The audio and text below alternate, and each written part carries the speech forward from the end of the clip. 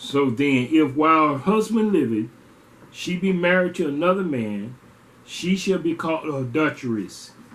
But if her husband be dead, she is free from that law, so that she is no adulteress, though she be married to another man. Now look how the scribe put this into play concerning the law, govern the man and woman.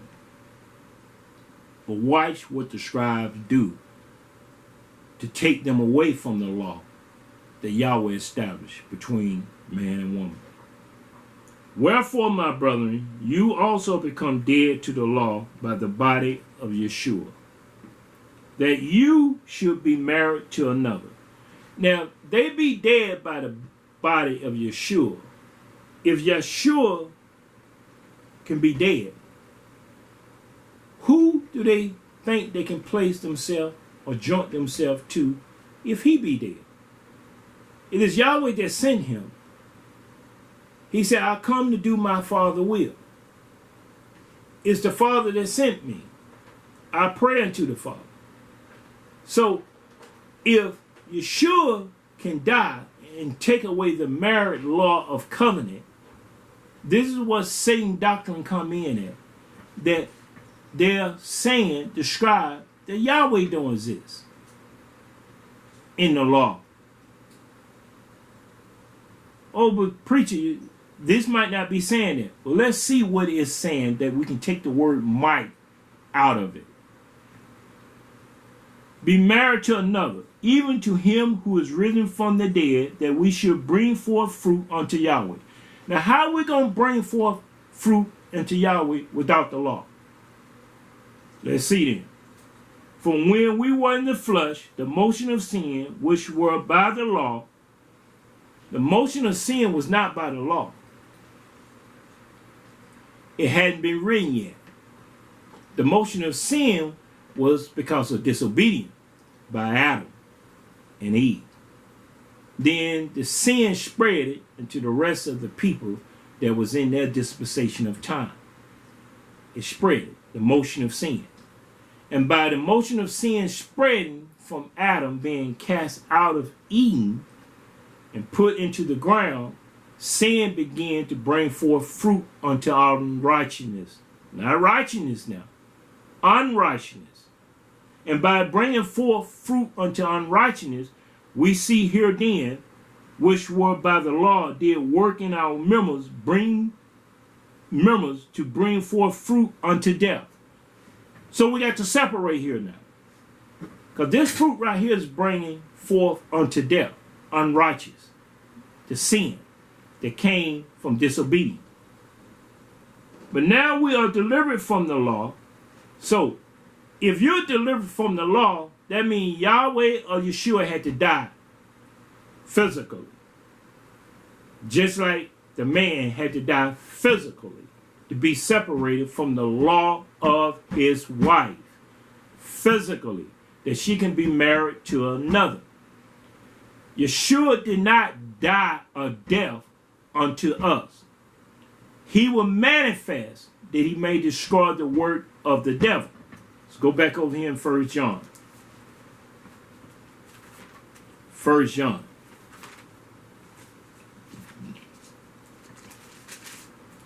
Chapter 3. Verse 4. Whosoever commits sin transgress also the law, for sin is the transgression of the law. So when Eve sinned by taking the Adam, she transgressed the law of Yahweh and her husband. And when she gave to her husband, he did take up that knowledge. He died. And they tried to hide themselves. Spiritual from Yahweh. But the Lord didn't die. The Lord didn't carry no death sentence. The Lord didn't die with Adam and Eve. If it did, then the whole planet Earth from Adam would be lawless.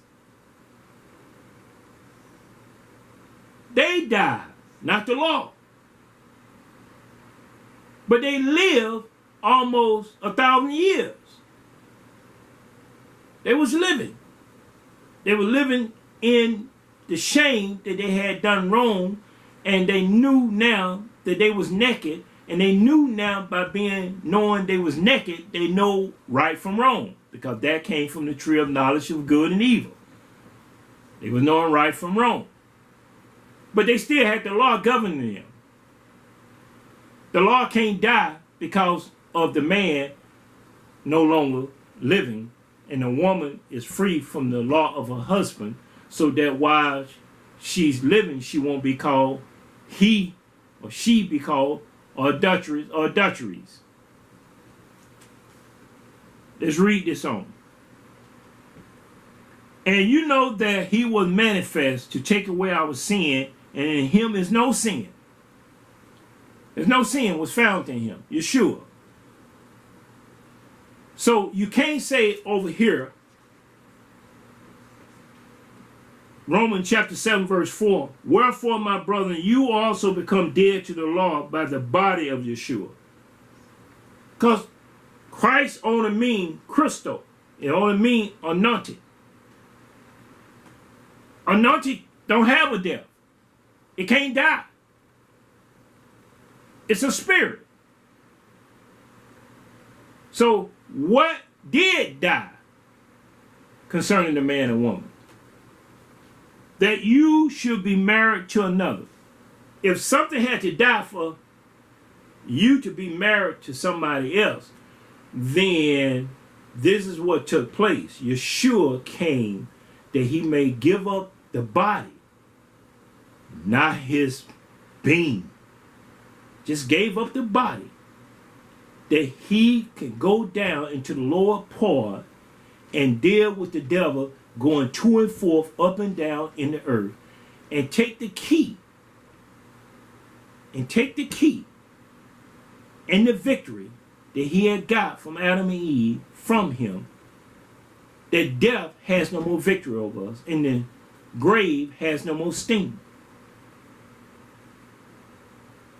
That's what he did. Let's read on back here in John, because I'm coming back to Romans 7 chapter now. Whosoever abide in him sinneth not. Whosoever sinneth had not seen him, neither know him. So if you say you haven't sinned, then whosoever abide in him sinneth not. That means stay in him. That means you can't get out and go in. You can't play today and play tomorrow, and eat from the table today and eat from Satan's table tomorrow. You can't serve two masters. If you're going to abide in him, you're going to stop sinning. You're going to come out of sin. You're not going to sin no more. You're going to go away and sin no more. But whosoever sinned had not seen him, neither know him. If you sin continually in a day, you don't know him. If you keep huffing and puffing on that cigarette in a day, you don't know him. If you keep living in adulteries with a man or a woman in that day, you don't know him. If you keep telling lies, drinking spirits of alcohol and everything else, and getting drunk beer and everything else, you don't know him. Little children, let no man deceive you. He that doeth righteousness is righteous, even as he is righteous. You won't be deceived, little children, if we know who is righteous and who is not. Verse 8. He that commits sin is of the devil. For the devil sinned from the beginning. For this purpose the Son of Yahweh was manifested, that he may destroy the works of the devil. Now, in destroying the work of the devil, he was destroying sin. Once again, I said that in my last podcast. What he was dealing with was sin. He wasn't dealing with the law. But the law in the court of the manual of man and woman in this society don't deal with sin. They deal with the law.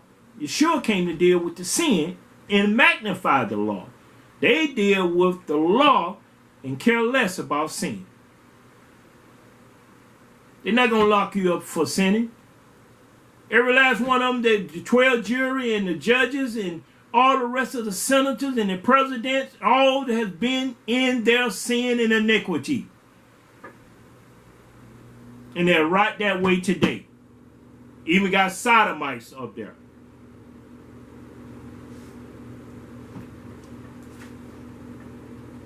That he may destroy the work of the devil.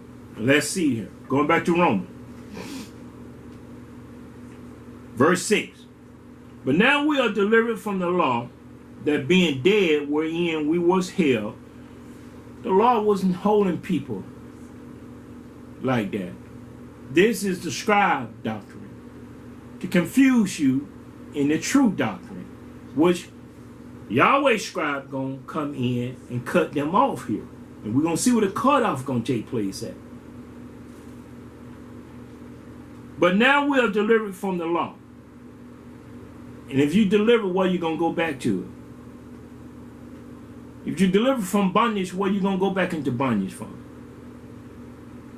If you deliver from sin, what you want to go back into sin for? If Yeshua came and was manifest to destroy the work of the devil, that's what we supposed to be doing, destroying the work of the devil, not the law. That we should serve what in the newness of spirit and not in the oldness of letter. They had the newness of the spirit. Adam and Eve had the newness of the spirit. They hadn't yet begun to be fruitful and multiply. They had the newness of the spirit. And yet they fell short. And all the people, we're talking about chapter 1 to chapter 6. The Nephilims, the fallen angels, the demons saw the giants, brought them forth. The demon brought the giant, having the daughters of man. They saw it was an opportunity to take over in sin.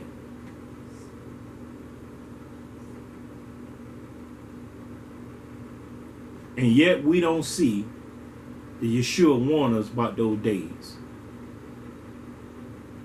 Now, Paul can't be saying this. The scribes are saying this. The Pharisees scribes. Not Yeshua scribes that he sent them. Let's read this. What shall we say then? The question is asked. Is the law sin? Yahweh forbid. And this is Yahweh scribe speaking here. Because he finna take over from the other scribe. Because the other scribe put this into play. No one came down here to see the correction taking place in this matter. You ain't dead because the law killed you and brought you up under sin and death. You're dead because of sin, transgression, disobeying Yahweh's law brought this world into sin and death. Not the law. What shall we say then? Is the law sin? Yahweh forbid. No, I had not known sin but by the law. And you think they knew what sin was? Because the law hadn't came yet. They knew it by conscience of right and wrong from the tree of knowledge of good and evil. They didn't know about the tree of life. They didn't know about it. Let's read on. For I had not known lust except the law had said, you shall not covet. The law said you shall not covet. And by the law telling them you shall not covet, the law was in your mind, dealing with your mind, telling you what covenants consist of. You didn't have to read it in a ladder, table of stones. And when the word ladder was written here in the book of Romans, it was dealing with parchment on paper. But the law of Yahweh was not on paper. It was written on stones. And when it was written on stone, it was addressing to Israel, the 12 tribes, the Hebrew in the wilderness. Before that, the law was in the conscience of the people that were living righteous and doing that which was pleasing in his sight. It was still in effect, but not written down yet.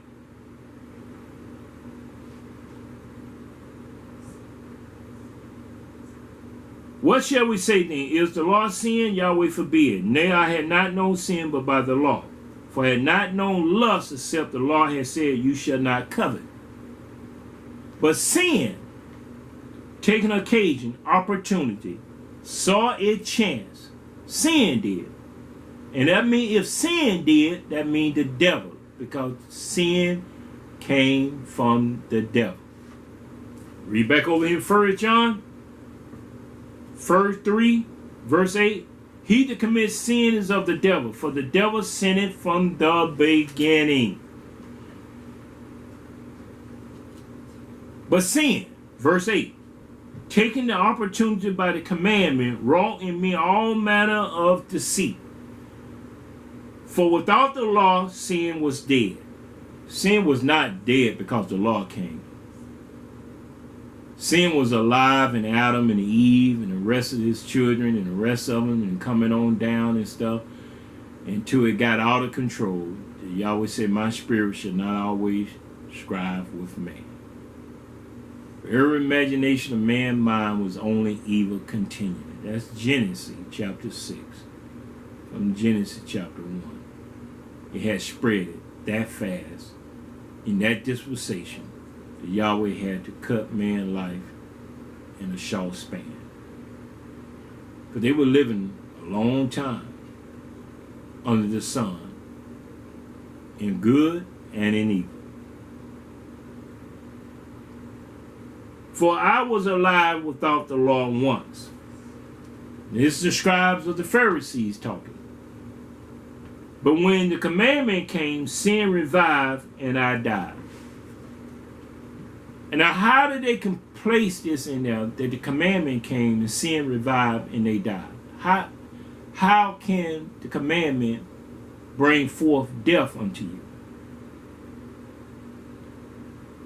And the commandment which was ordained to life, I found to be unto death. This means that person is messed up. This is what Paul was saying, how messed up he was as a Pharisee. A Pharisee. And the scribes had him up under the Pharisee tradition. The writing of the Pharisee. That's what Paul was wrestling with. As being a Pharisee of the Hebrew, he was learning tradition of the Pharisees that Yeshua warned us about. For sin, taking the opportunity by the commandment, deceived me, and by it slew me. Inside, it was killing him. When he saw his conscience on the outside, what he was doing was wrong. But on the inside, he's saying, I got to obey the Pharisee. I'm a Pharisee. I'm a Hebrew. So I got to obey the priest, Pharisee priest over me. They know he was zealous for the law. But the law can't die. There's no death in the law. There's no death in the commandments. Why would the scribe put death in the commandment and in the law? Because they were not of Yahweh. Wherefore the law is holy. That's why the scribes of Yahweh stayed with these men, so they can write behind them in verses and chapters to lead and to teach us one day, so we won't be led astray and deceived in the last day, and no flesh be saved. No flesh. So listen to me and hear what's being said, because it's your salvation that Satan trying to put in a lawless society that he gonna govern by sin and death. But Yahweh gonna govern his people by his law and commandment, by his judgment in the spirit of truth. Because you can't worship him without spirit and truth. You can't be sanctified and honored without truth, leading and guiding you into all truth. Wherefore the law is holy, and the commandment holy, and just and good. This is the inside of that man warned. He's warned. Was then that which is good made death unto me? He asked that question unto them. Was that then which is good made death unto me? Yahweh forbid. But sin, that it may appear sin. See, sin do not appear to a person today that say, hey, we're not up under the law, we're up under grace. We're not up under the law, we're up under faith. They don't see they're under sin, but sin has put a camouflage in front of it, and it stands behind it. So when these people go up under the faith and up under the grace teaching, then sin take the opportunity, occasion, and deceive them and mislead them and let them stay in their sin and iniquity, and they have pleasure in it. They have pleasure in unrighteousness because they ain't being governed. They ain't being pricked in wrongdoing. There's nothing to convict them of their sins because they don't have a conscience of sin no more. And that means they're not converted into the spirit of truth. Was then that which is good made death unto me? Yahweh forbid. But sin, that it might appear sin, working death in me by that which is good. That what Yahweh forbid Adam to deal with, the tree of knowledge of good and evil. But he knew man was going to be tempted by the spirit of Satan appearing to them as a serpent unto Eve, to communicate with her concerning the tree of knowledge of good and evil. Yahweh knew what they was going to do. He also already had the tree of life surrounded by his angels, his cherubs, to protect it, that no one can enter in among it. His son, the salvation, the tree of life, the bread of life, that will lay down the body that he may restore order in the law of Yahweh and in the kingdom of which we're trying to enter into, because the kingdom first must be in us. The kingdom of Yahweh is not with observation. The kingdom of Yahweh is within. If we let this kingdom get away from us, inside of us, thinking in righteousness and truth and in judgment, thinking in mercy, thinking in love and kindness, helping one another, treating one another with love and kindness, then there's no kingdom to become. There's no kingdom you're going to enter into. There's no kingdom to become.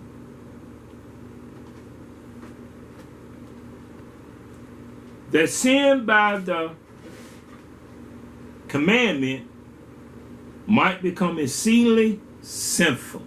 Sin. For we know that the law is spiritual. Now he say he knew.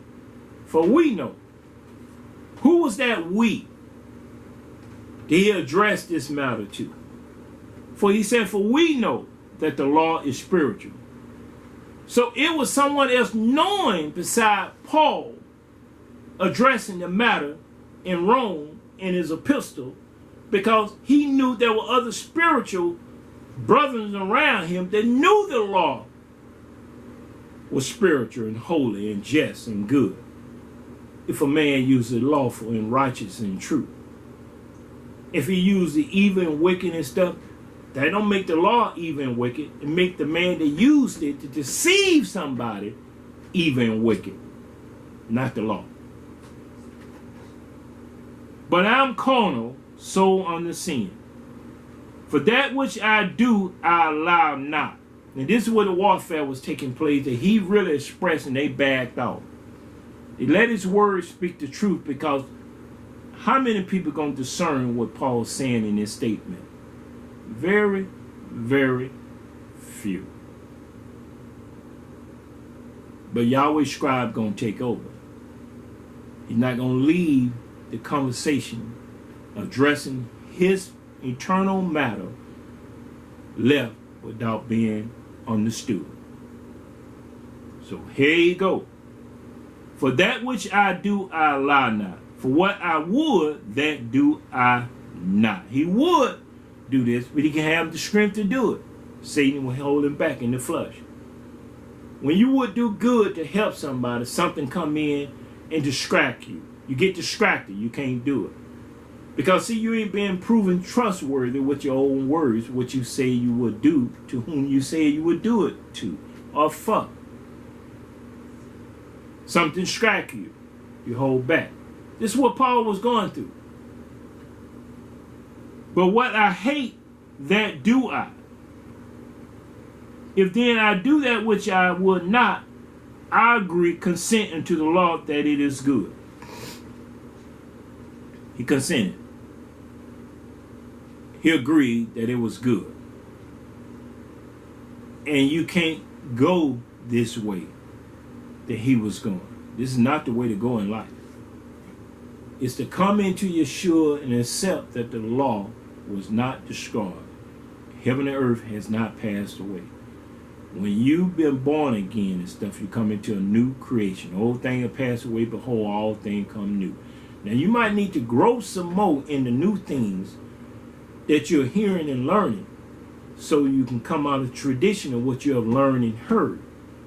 And you got to come out of that tradition, because the Pharisee doctrine will keep you in tradition that you will never grow into the truth.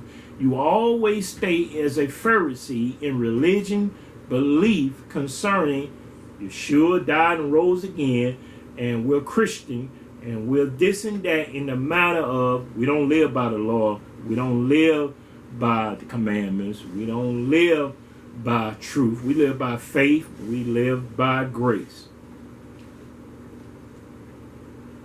And you're walking dead.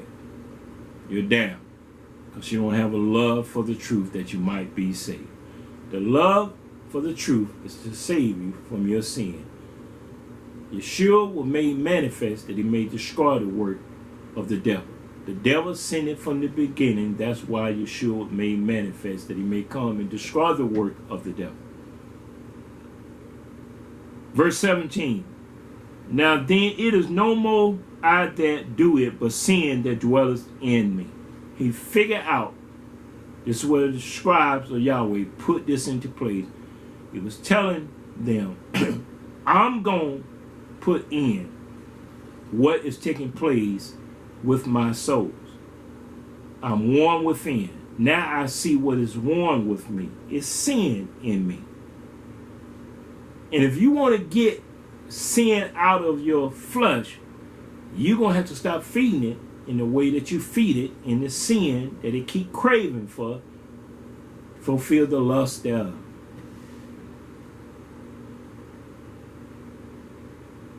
For I know that in me, that is in my flesh, dwelleth no good thing. For the will is present with me, but how to perform that which is good I find not. That's a spiritual warfare taking place within him. That he couldn't find that which he wanted to do good. He couldn't even get the opportunity to find it, because sin was cutting him off every time. It was distracting him, hindering him.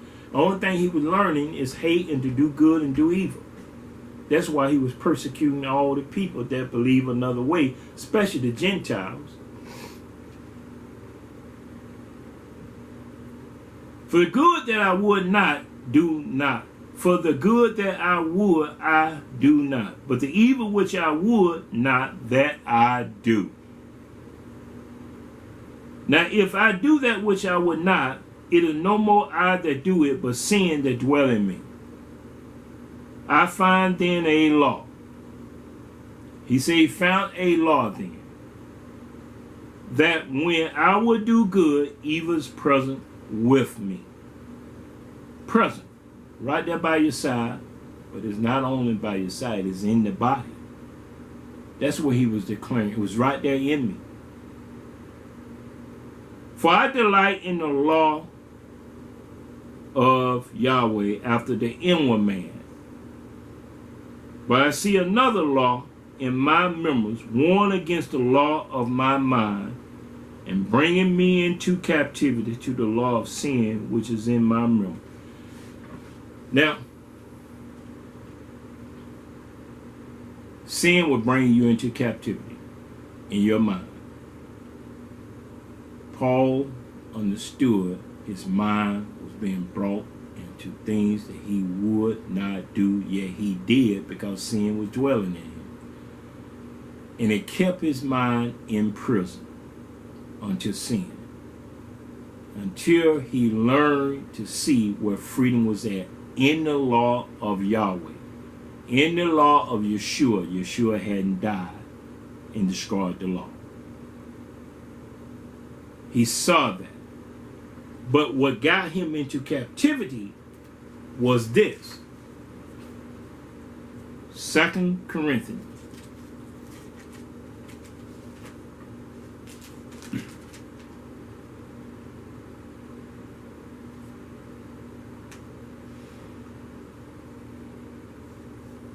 chapter 10. We'll start right here. Chapter 10, verse 1.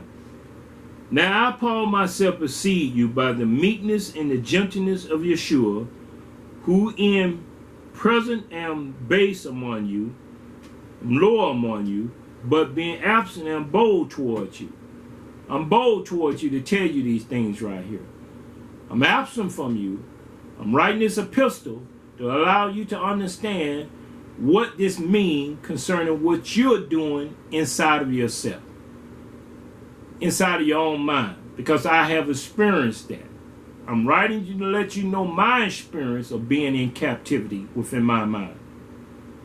I beseech you that I may not be bold when I am present with that confidence, wherewith I think to be bold against some which think of us as if we walk according to the flesh.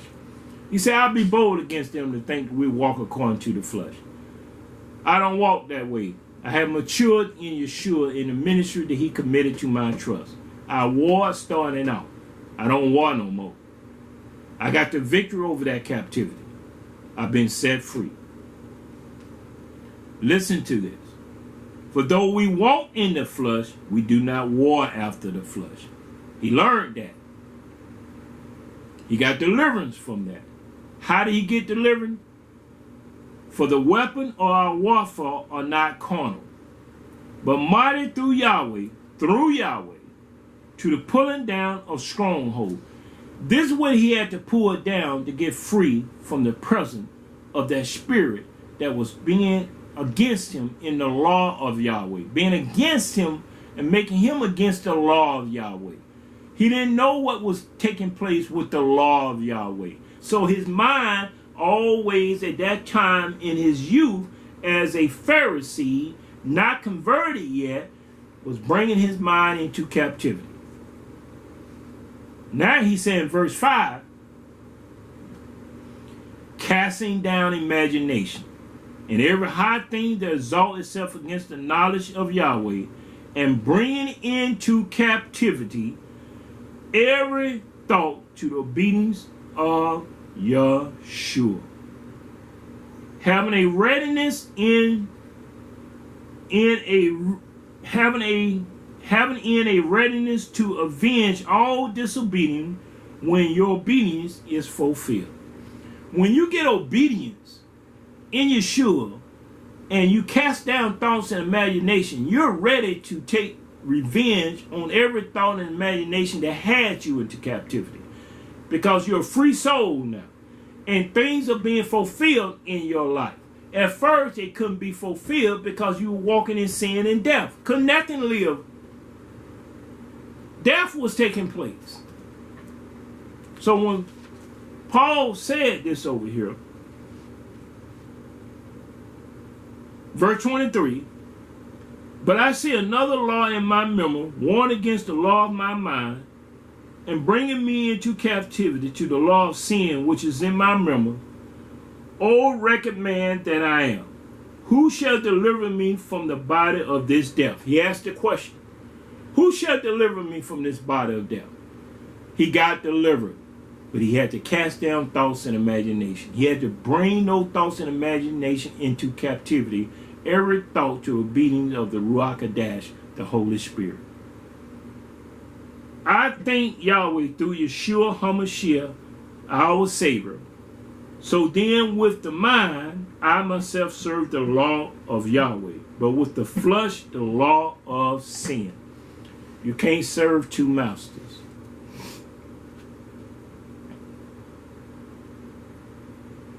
The law of the world gonna govern you.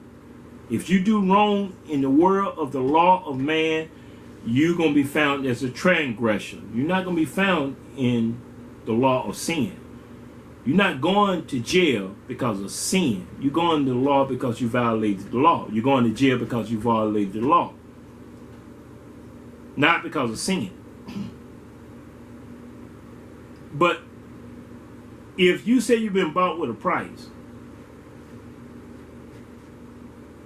and that price is Yeshua, then your body should become the temple of Yahweh, who temple ye are. And you should be holy, because Yahweh gonna destroy them to destroy his temple. And if you say you've been born again, your fruit shall bear witness to the spirit of truth that you've been governed by the law of Yahweh in all you say and do, because you're doing that which is pleasing in his sight. It ain't written on your back. It's written in your mind and in your heart to pump and beat the blood of life through every organs of your body. It's written in that you can understand, as a man thinketh or a woman thinketh, so is them. If you think evil, it's because you're a transgressor of the law. If you think that you ain't governed by the law, it's because sin dwells in you. If you think that you don't need Yeshua, it's because you have denied your salvation because you don't have a love for the truth. And that's why he said, "O wretched man that I am, who shall deliver me from this body of this death?" The law is being made magnified and honor among his people by the spirit of truth and by the spirit of judgment, by the spirit of righteousness and by the spirit of salvation, be delivered from this world of sin and death. We got to lift up a standard, and we got to know how to help one another. We got to know how to speak the truth one to another in all we say and do. You cannot become an island unto yourself. You got a lot of people have taken advantage of you because you were vulnerable in the time that you needed fellowship, companionship, and friendship. And among these three things, Satan knew he can get you with a lying spirit. "Oh, I love you. Oh, I spent some time with you. Oh, we can talk about anything and stuff." And you leave the conversation talking about the kingdom of heaven. You leave the conversation talking about Yahweh, and your conversation become the cares of this life, that you can't even express the love and kindness in a conversation to somebody else you're talking to because they don't want to hear it. They're taking you away from your creator conversation about the kingdom of heaven. But most of all, Satan is taking the kingdom of heaven cleanly out of you, that you're not concerned about it no more. His will be done on earth as it is in heaven. If you can't do his will on earth, you ain't going to be able to do it in heaven. You got to come to the righteousness of the truth. And that's why I said I want to minister to you about the law, how Satan is trying to make this a lawless society. If he can do it, he need first to have people that will write down things and let your mind come into tradition of man and not the truth of the spirit. Because he know Yahweh going to send a strong delusion. It's already out here. It's been sent. It's been sent. It's out here among people that if you want to see their fruit and you start talking about the truth, you'll see that spirit of delusion upon them. That they don't have a love for the truth, that they might be saved. Now they got to love to go to church every week. They got to love to keep every Sunday. They got to love to keep every Shabbat, evening to evening, Friday. They got a love for that. But a love for the truth, they don't have. Because they don't have the spirit. But they can keep the things of tradition. They can come right into tradition. They can leave a Methodist, Pentecostal, Presbyterian, Seventh-day Adventist denomination and come right into the 7th day and hide behind the 7th day and never bear fruit because they keep the 7th day from week to week. But from weekday, every day of their life, that day that lead up to that day that they supposed to enter into his rest, they don't enter into his rest, they enter into a Sabbath day. A day. They keep that day. Because you can't enter into Yeshua unless you come unto him, all ye that labor and heavy laden, and he said, I will give you rest. He didn't say the 7th day was made for you to get rest from. The scribes did. If the 7th day can't bring salvation, then you're keeping something that is of a day. Yeshua is the maker of the day. He's the one that came to destroy the work of the devil. He's the one that exposed the scribes, the Pharisees, and the hypocrite. He's the one, Yohanan and him came to prepare the way of Yeshua, the Lamb of Yahweh that takes away the sin of the world. The 7th day don't take away the sin. It's a day. It's one day. One day. And in one day, you can perfect yourself. You need every day that was good. Every day that he created was good. Every day. And whoever said they had an interview and can question Yahweh concerning, which I'm going to get into. I'm going to bring about the 7th day. I'm going to bring about when they declare in Genesis that Yahweh rested from all his labor. Because the first thing common sense should ask a person, who did the interview with the Creator? Who interviewed the Creator that declared unto them that he needed rest from his speaking the word? He questioned Job concerning that matter. Where were you when I began to create this and do this and do that? Where were you? Grit up your loins and stand before me like a man. I demand of you, answer you me. Answer you me. Who interviewed him? That he told them, I'm from everlasting to everlasting, that I needed rest, for example, to my people, because I needed rest to keep myself fresh. A spirit and your adversary don't rest. He don't rest. Peter said, be sober, be vigilant, because your adversary, the devil, is a roaring lion. You're going to and forth, up and down, seeking who he may devour. He ain't resting. We only need rest because of the carnal nature of the fleshly body that had came into a sin that came from Adam. In the beginning was not so. So in the beginning, when you think, oh, Yahweh said he rested from the 7th day, I'm going to prove to you in this scripture that a spirit can't slumber nor sleep.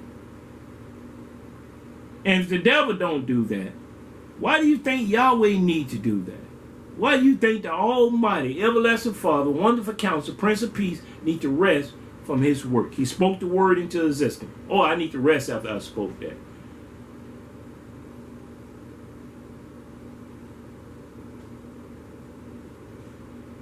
I want rest every day that I labor and work with my hand.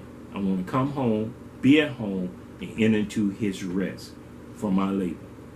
If you give me one day out of a week to rest, then I'm going to say something wrong with me serving you. Because I'm going to question you. Because if I can't get rest when I come home, if I lay down into the bed or lay down into the ground and I can't find rest for my soul, then I'm wondering who is I'm serving that say they're going to give me rest. Because if I work today Monday, I can't rest until Friday. I'm going to rest Monday. And if I work Tuesday and come home Tuesday, I'm going to rest Tuesday. If I work Wednesday, and so on and so on. And when that day comes, I want to rest after that day. Because I did something after that day. A day cannot give you rest. Yeshua is the one that gives you rest. They enter in not in Hebrew, the 4th chapter, they enter in not in his rest because of their unbelief. Well, the unbelief is here today. The unbelief is among those that say they are 7-day keepers. They'll keep the day, but they don't keep themselves from sin and iniquity. They live in adulteries and fornication. They lie, they smoke, they drink. They see the day that, oh, I set aside that day.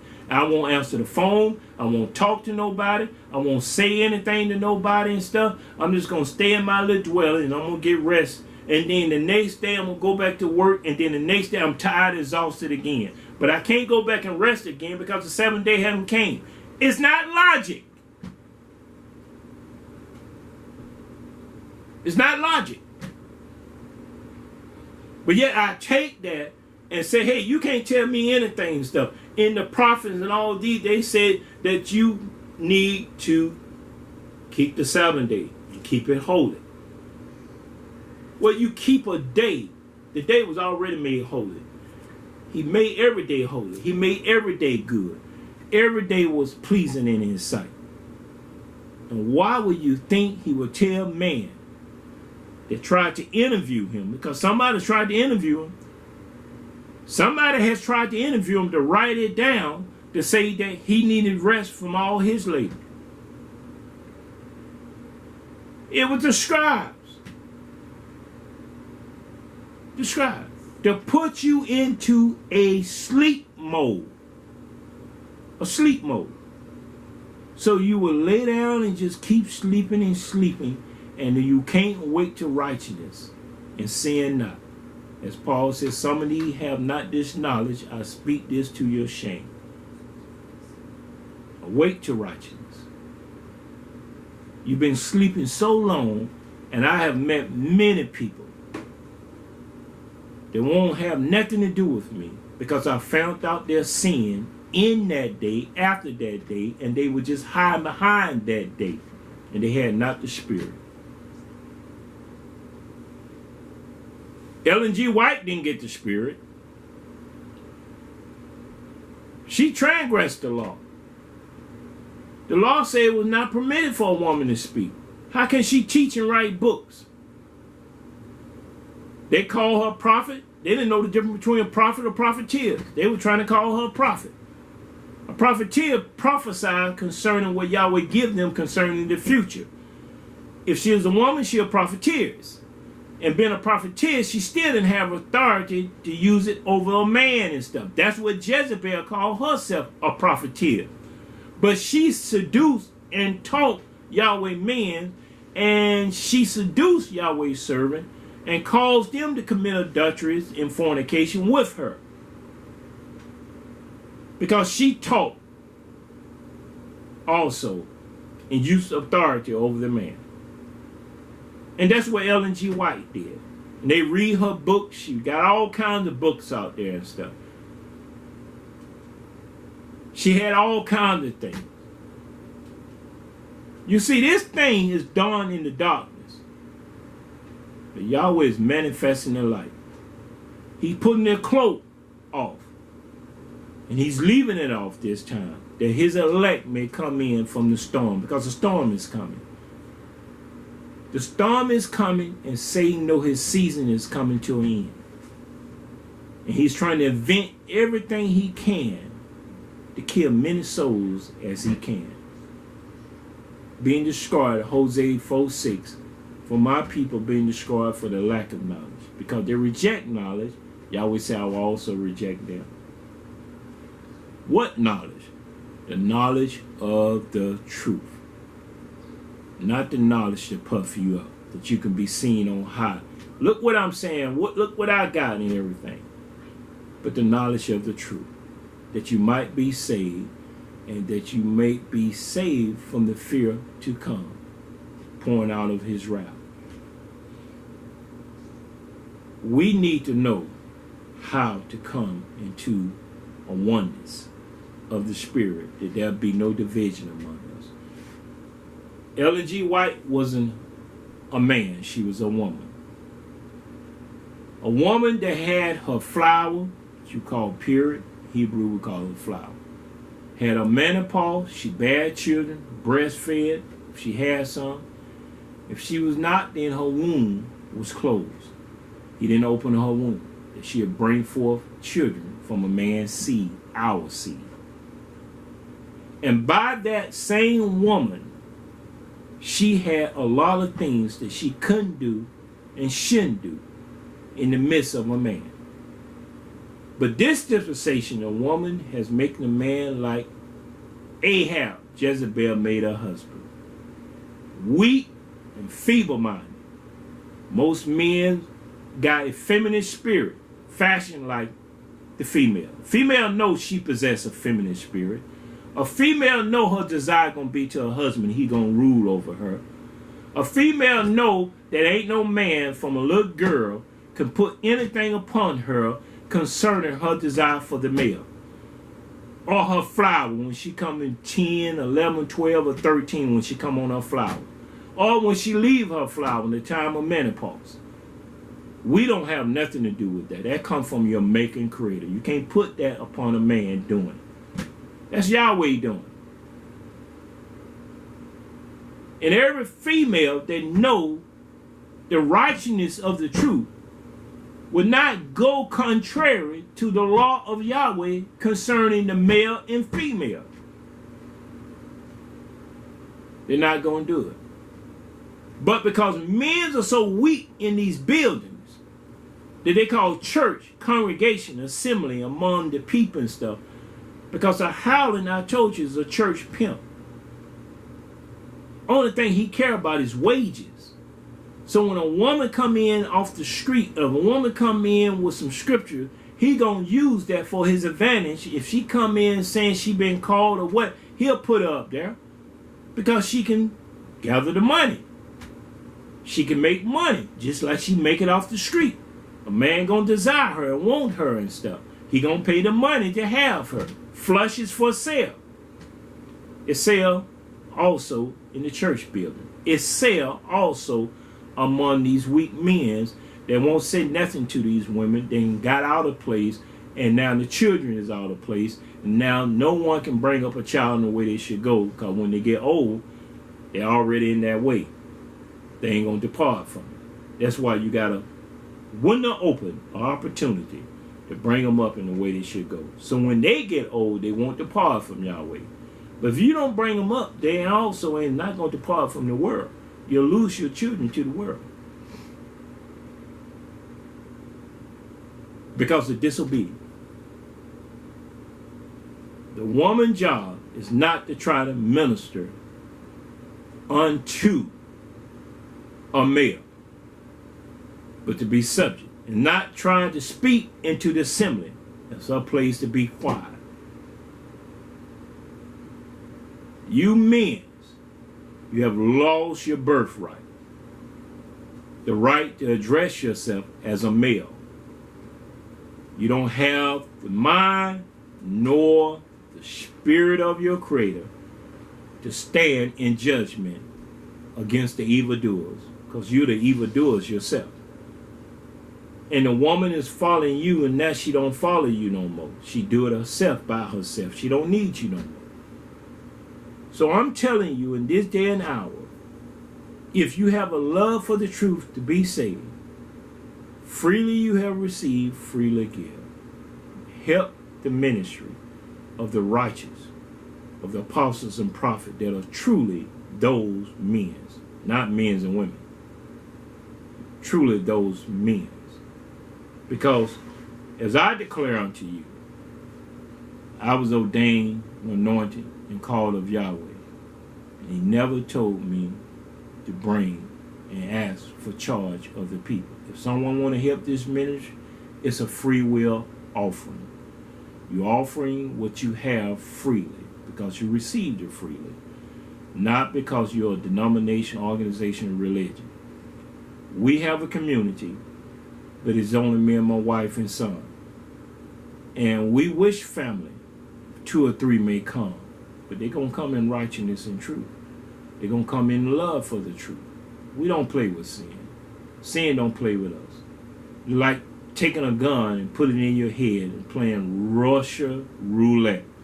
Keep pulling the trigger, sooner or later going to go off. You keep playing with sin, it's going to go off.